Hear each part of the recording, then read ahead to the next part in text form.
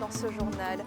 Le vice-président de la République a reçu le vice-président de la Banque mondiale ce mercredi au cœur des échanges. Les grands chantiers pour la Côte d'Ivoire et la sous-région, vous le verrez. Le Premier ministre Robert Begré-Mambé a rencontré le président angolais en marge du sommet des affaires États-Unis-Afrique, une rencontre qui visait à renforcer le partenariat entre les deux pays. Et ouverture des journées de la fonction publique au Palais de la Culture, une 5e édition qui met en lumière les efforts de modernisation des services de l'État. Le vice-président de la République, Timoko Melie-Kone, a donc échangé avec Ousmane Diagana, le vice-président de la Banque mondiale. Les deux hommes ont fait le tour des projets pour la Côte d'Ivoire et pour la région ouest-africaine, comme l'explique Pierre Dipomélin dans cet élément. Ousmane Diagana, vice-président de la Banque mondiale, a été reçu par Timoko Melie-Kone en prélude d'une importante rencontre annuelle de l'équipe managériale en charge de l'Afrique de l'Ouest et du Centre pendant 2 jours à San Pedro. C'est une rencontre que nous organisons annuellement, en général à Washington.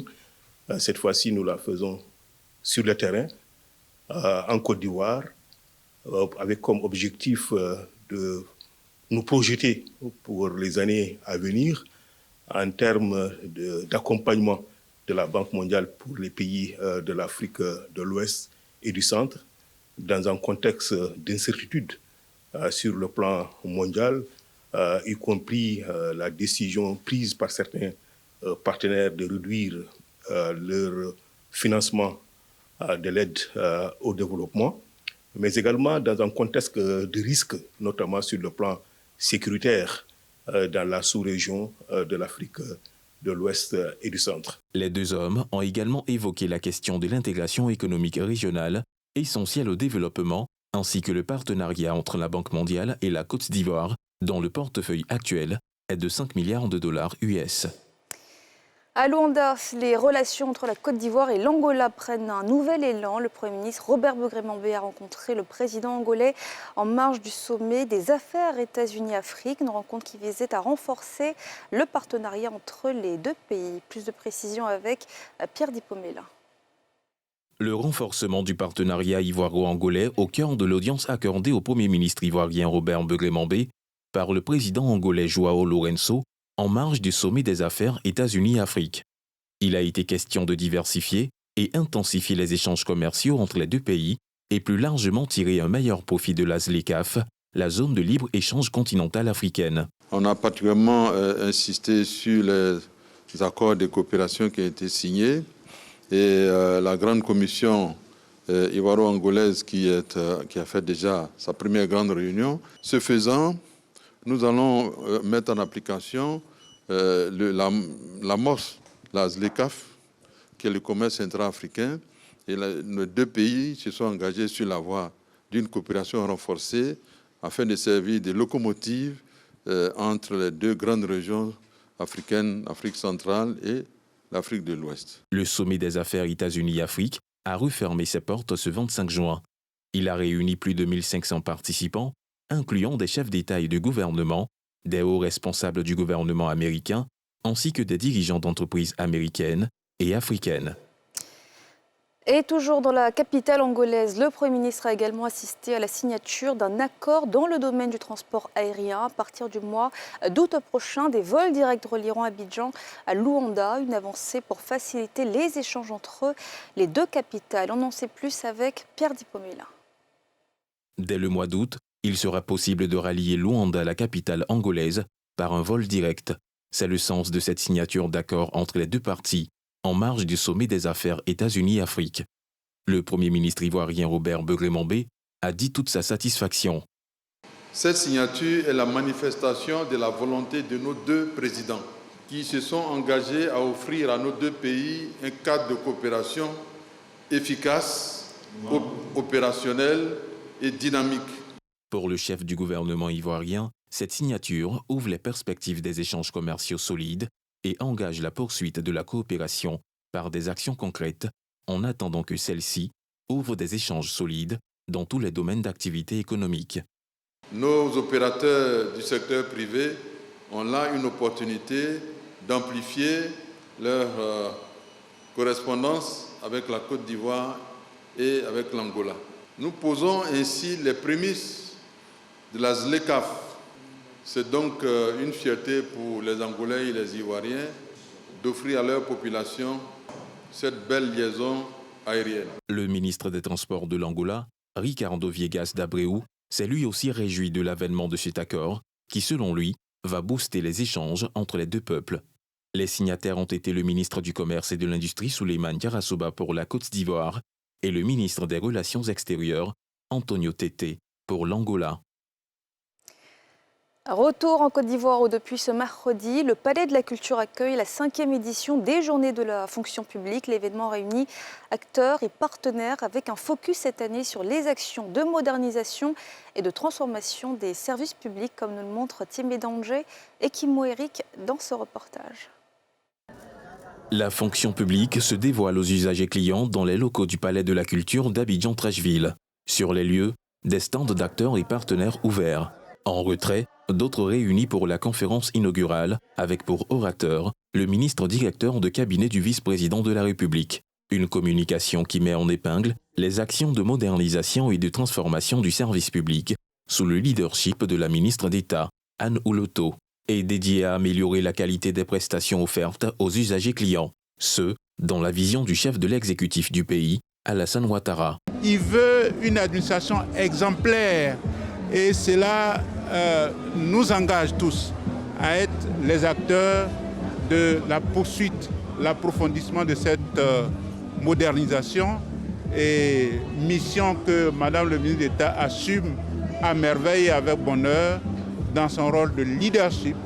Et il faut saluer toute cette dynamique-là qui est en cours, qui va s'approfondir et s'accélérer.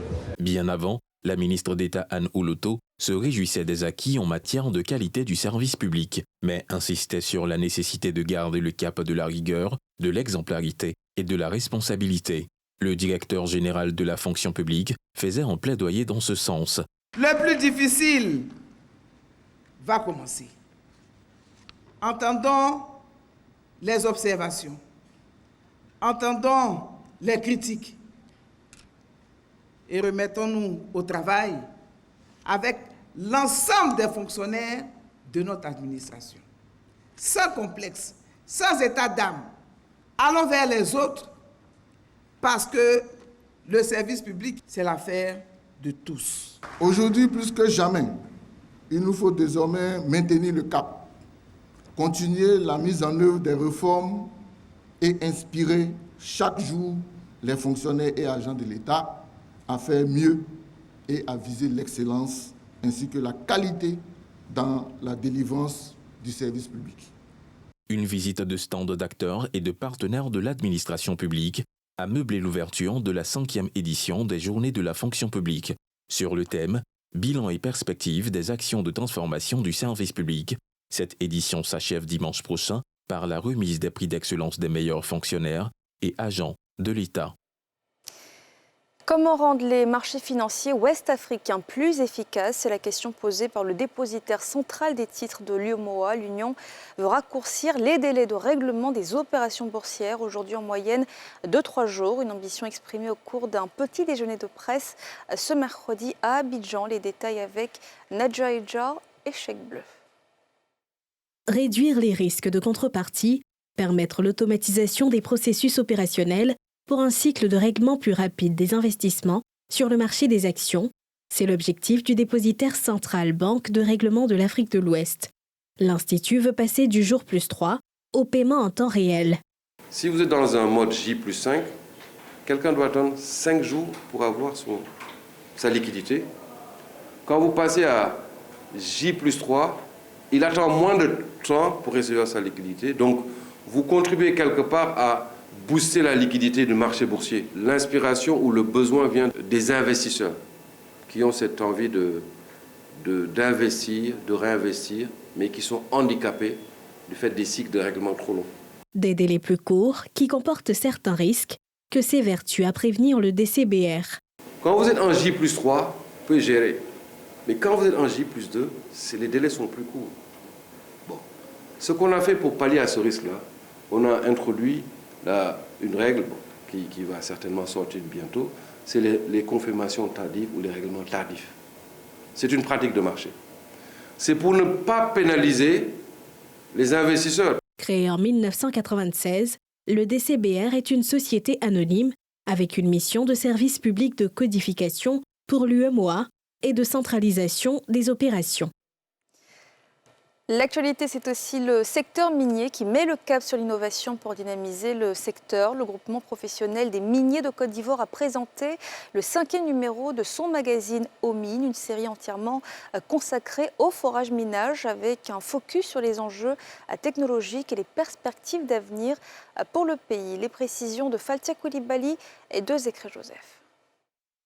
Des acteurs en majorité issus du secteur minier sont mis à l'honneur ici, à l'occasion de la cérémonie de remise officielle du magazine Aux Mines, numéro 005. Initiée par le groupement professionnel des miniers de Côte d'Ivoire, GPMC, cette édition met en lumière les réalités du forage-minage en abordant les défis techniques, les innovations du secteur et les perspectives pour une exploitation plus performante et durable en Côte d'Ivoire. Il était important pour nous de participer déjà à cet événement-là et de faire partie déjà du groupement, parce que c'est cela l'enjeu. Aujourd'hui, nous sommes membres de ce groupement-là et on avait le devoir d'apparaître dans ce magazine, au magazine. Mais il faut dire que le forage-minage est quelque chose d'assez technique. On ne creuse pas n'importe où, on n'utilise pas n'importe quel explosif. Et aujourd'hui, on parle de développement durable. Donc nous, chez EPC Côte d'Ivoire, nous sommes en train de travailler sur des explosifs nouvelle génération pour limiter l'impact environnemental de tout ce que nous faisons. Le magazine, en fait, présente le secteur minier en général, les opportunités que ce secteur-là représente et les défis. Les opportunités, on l'a dit pendant l'adresse, dans le discours, c'est qu'à la faveur de l'ancien code minier, donc de 2014, il y a eu un boom des investissements. Et donc on est passé d'une production de 13 tonnes à 59 tonnes en 2024. Donc on parle aussi de toutes les avancées de l'écosystème, de l'environnement macro de ce secteur-là qui a permis que la production nationale augmente. Après un 4e numéro consacré à la sécurité et à la santé dans les mines, Aux Mines poursuit sa mission d'information technique et stratégique en explorant cette fois-ci le forage-minage, levier essentiel de performance pour l'industrie minière ivoirienne. Et le magistrat Théodore Dagrou, chevalier de l'Ordre national du mérite ivoirien et juge à la Cour suprême, a présenté son tout nouvel ouvrage intitulé « Le manuel pratique de la cassation en Côte d'Ivoire », un livre de 318 pages destiné aux professionnels du droit et dévoilé devant ses pairs et des figures du monde judiciaire ce mercredi en présence de Moussa Nikema et de Fulgence Kissiedo. Le manuel de la pratique de la cassation en Côte d'Ivoire. Une œuvre de 318 pages écrite par Théodore Dagrou, magistrat hors hiérarchie. Pour les praticiens du droit, c'est un nouvel outil de référence. Cet ouvrage est un acte fondateur. Il ne se contente pas de compiler des procédures ou d'éclairer les praticiens. Il érige les piliers d'une véritable culture de la cassation, socle indispensable à la maturité de notre état de droit. En ces pages réside l'affirmation d'une justice accessible et prévisible. En mettant donc à la disposition de tous un précieux outil de travail, le juge Dagrou fait non seulement œuvre utile, mais également démontre son sens du partage. Ce vade-mecum sera certainement d'une très grande utilité pour tous.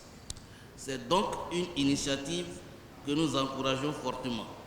Premier du genre écrit par un Ivoirien, ces lignes sont destinées à enseigner et guider aux praticiens du droit. Cet ouvrage permettra à ceux qui vont se le procurer et qui sont des praticiens de la chose processuelle de pouvoir être guidés dans le labyrinthe de cette voie de recours qui est assez spécifique et qui n'est pas à la portée de tous. Les plus jeunes de la magistrature, s'entend, doivent prendre cet outil comme une boussole pour améliorer la rédaction de leurs décisions. Le manuel de la cassation, c'est pour faciliter l'exercice des recours qu'on exerce devant la Cour de cassation. Ce sont des recours qui sont difficiles, mais plus pratiquement le pourvoi en cassation. Et donc, c'est un manuel, comme son nom l'indique, pour donner la technique de la cassation. C'est essentiellement pour cela. Et il faut déjà qu'ils prennent le temps de le lire et qu'ils voient dans le détail ce qu'on a voulu expliquer et ce qu'on a expliqué effectivement. Il faut chercher à savoir ce qui est dans l'ouvrage et c'est écrit avec un français assez simple pour que tout le monde le comprenne. À travers cet ouvrage, Théodore Dagou veut mettre à la disposition des praticiens du droit un instrument d'aide à l'efficacité et à la bonne pratique des actes de cassation. Où en est la réorganisation de la filière café-cacao? Le comité technique chargé de mettre en place la nouvelle organisation interprofessionnelle agricole a entamé sa seconde mission de vérification du 10 au 20 juin dernier. Des équipes ont sillonné les 13 délégations régionales du CCC pour s'assurer de la représentativité des organisations de producteurs. Les détails de Nadja Edjar. Le comité technique chargé de la mise en place de l'organisation interprofessionnelle agricole de la filière café-cacao, OIA Café-Cacao, dans les bureaux de l'Organisation nationale des producteurs de café-cacao de Côte d'Ivoire, ONPCCCI, et de l'Association des producteurs de café-cacao de Côte d'Ivoire, ASPCA-CC. Cette visite répond à un besoin de vérifier la fiabilité des déclarations de ces deux organisations de producteurs qui s'inscrivent à l'OPA. Notre présence, c'est de pouvoir élaguer toutes les branches qui s'entrecroisent pour que chaque arbre, donc chaque OPA, soit prise en entièreté et non mélangée avec d'autres. Le nombre de producteurs, la production nationale sont entre autres les critères exigés. Au terme des vérifications, l'ONPCC-CI et l'ASPCA-CC se disent satisfaites. On a un sentiment de soulagement parce que ça fait plusieurs mois que nous travaillons là-dessus. Et savoir qu'aujourd'hui le comité technique est à notre bureau pour contrôler, c'est un soulagement.